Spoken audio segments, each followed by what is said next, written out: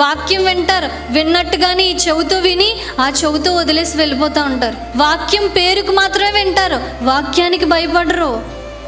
వాక్యం చెప్పే వాళ్ళకి భయపడతారు. అంటే పాస్టర్ గారికి, దైవజనులకి భయపడుతూ ఉంటారు. ఇంట్లో ఏదైనా సినిమా వచ్చిందే అనుకోండి, అప్పుడు పాస్టర్ గారు వచ్చారు మీ ఇంటికి, ఏం చేస్తారు? రండి పాస్టర్ గారండి, మన ఇద్దరం కలిసి చూద్దామండి, చాలా బాగుంటుందండి ఈ సినిమా, దీంతో 5వ సారి చూస్తున్నానండి అంటారా? పాస్టర్ గారు సౌండ్ అక్కడ నుంచి వచ్చినండి, ఒరే టీవీ కట్టే, వెళ్ళి టీవీ కట్టే అని చెప్పి పరిగెట్టి వెళ్ళిపోతూ ఉంటారు. ఆ టీవీ రిమోట్ కనబడదు, అప్పుడే స్విచ్ ఆపేస్తూ ఉంటారు.